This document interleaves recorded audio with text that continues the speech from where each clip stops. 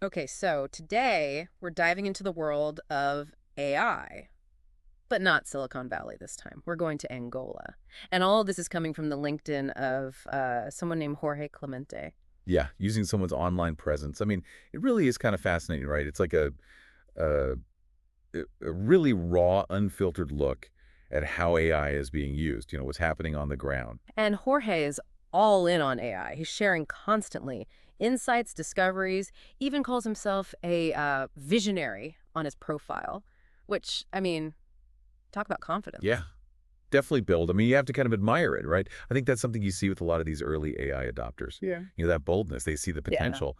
And maybe where other people just see risk, they see opportunity. Yeah, and it's not just like talk. This isn't just someone on LinkedIn saying, "Oh, AI is the future." He's actually the CEO of a company, Ticnes. It's Hmm. an Angolan company, and they are focused on, you guessed it, AI, along with cybersecurity and digital transformation. So they're really trying to kind of position themselves at the forefront of this tech revolution that's happening. And he's out there. He's testing new AI services. He's like excited about Google Gemini. He's even using AI to design movie posters on the side. Oh, wow. Which is really cool. I mean, it's a great example of how this Mhm. stuff, it's not just for the big companies anymore. All these tools, this new generation of AI tools, it's becoming so much more accessible. And so you get people like Jorge who are able to, take that and use it in their own creative ways, use it in their own businesses. So for our listeners who maybe they're not, as deep in the AI world as some, what is Google Gemini, and why is someone like Jorge, who's trying to bring AI to Angola, why is he so excited about this? Okay, so Google Gemini. Basically, you can think of it as Google's big entry into this world of what's called multimodal AI. Mhm.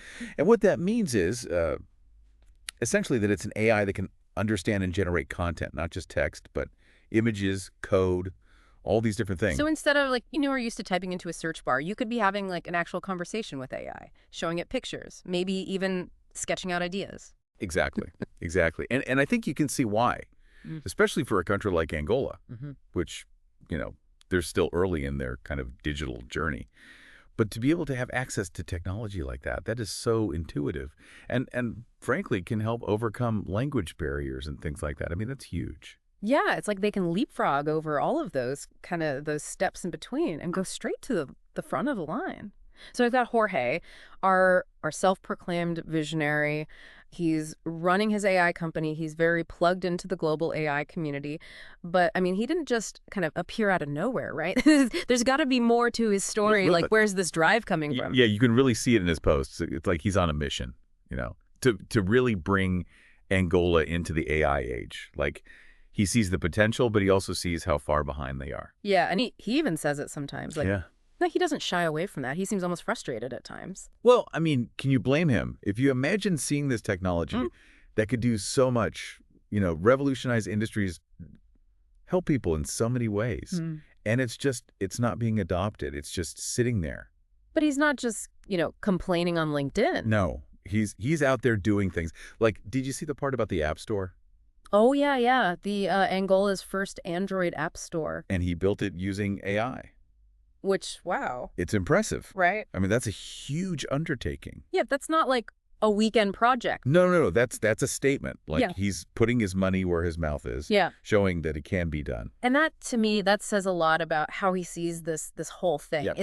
He's not looking to Silicon Valley saying, "Okay, come save us." Right. He's saying, "No, we can do this ourselves. We have the talent, we have the drive." And the App Store thing is a great example, I think, because it seems so simple, right? Yeah. An app store. Yeah. But it's a gateway. Yeah, it's how people access information, education, all of these things. Exactly. Mm. And so by creating one specifically for Angola, he's creating this digital bridge. Yeah. And it goes back to that whole thing about accessibility, Yeah. having AI tools that people actually understand. In their language that are relevant to their life. Yeah, exactly. Not some, Silicon Valley solution that doesn't quite fit. Exactly. It's about making technology work for everyone, not just a select few. And it's not just about, Oh, go ahead. no, no, you go, you go. I was just going to say, it's not just about the technology itself. It's about teaching people how to use it. Oh, right, right. Like the prompt engineering course he started. Yes. That's fascinating to me. Because I'll be honest, when I first saw that, I was like, okay, what is prompt engineer? I kind of get it, but Yeah, it's one of those terms like suddenly everyone's using it. yeah. But basically, it's about learning how to talk to AI, So how to get it to do what you want it to like, do. it's almost like learning a new language. In a way, yeah. You're learning how to communicate effectively with these AI systems. And why is that so important? Because as AI gets more sophisticated, it's going to be everywhere. Yeah. And if you don't know how to use it, you're going to be left behind. It's like the new literacy almost. Exactly. And I think that's what Jorge gets. He understands that this isn't just some, niche skill. This is the future. And he wants to make sure that Angola is ready for it. Absolutely. And, it's interesting because he's not just saying, okay, here's how you use AI. He's Yeah. also really emphasizing critical thinking. Yes.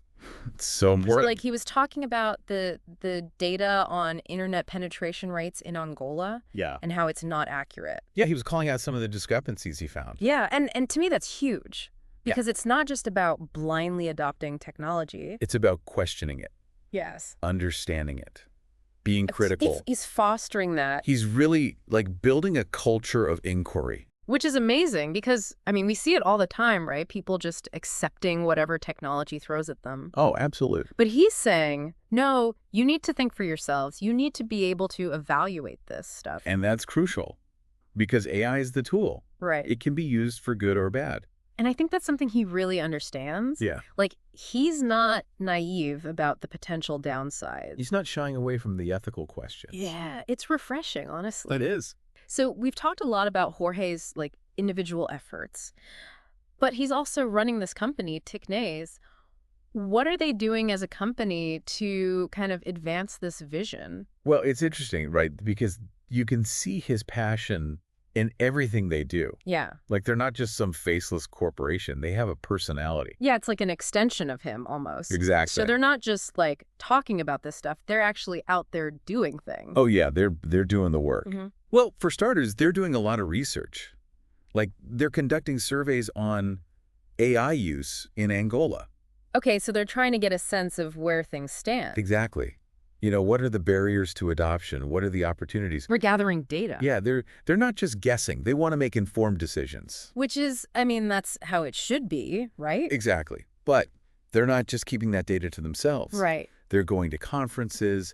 They're publishing their findings. They're trying to share what they're learning. So they're contributing to the global conversation about AI, Right. even Yeah. though they're, a relatively small company in a country that's not necessarily seen as a leader in this field. Right. But they're proving that you don't have to be a giant to make a difference. Yeah.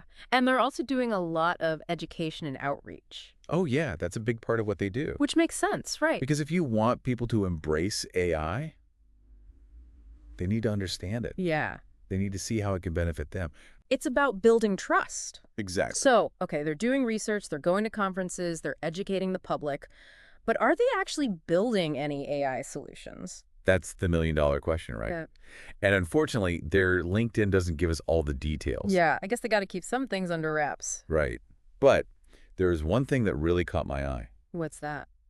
They have a partnership with NVIDIA, NVIDIA, like the NVIDIA. the one and only. Wow. Yeah, which tells us a few things. Like what?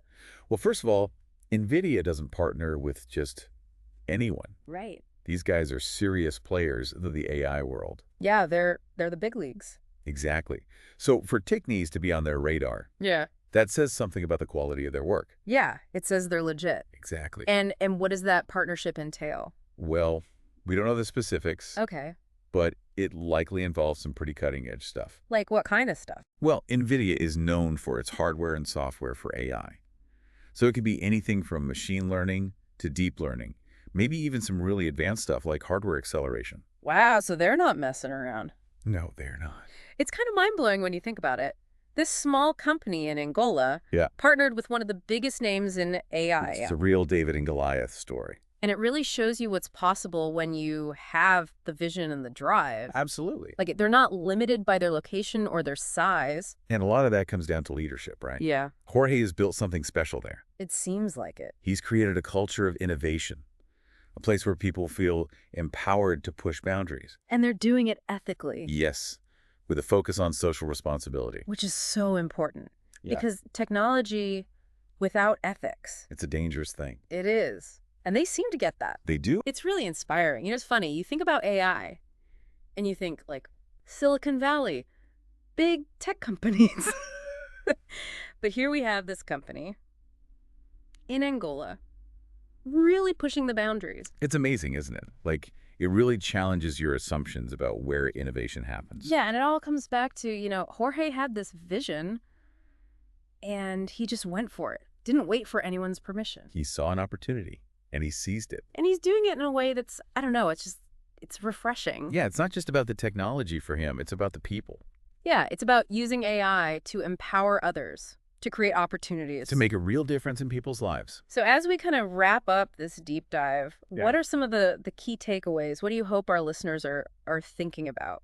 Well, I hope they're inspired. I mean, that's the biggest thing. Jorge's story, it shows you that anyone can do this. You don't need $1 billion budget. Exactly. You don't need to be in Silicon Valley. You just need passion, dedication, and a belief in what you're doing. And a willingness to take that first step. Exactly. Even if it's a small step. You never know where it might lead.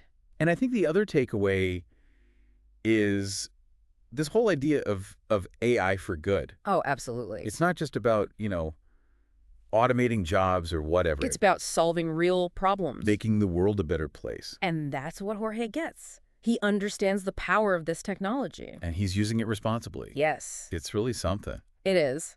Well, this has been incredible. Thanks for taking this deep dive with me. The pleasure was all mine. And to our listeners, keep exploring, keep asking questions.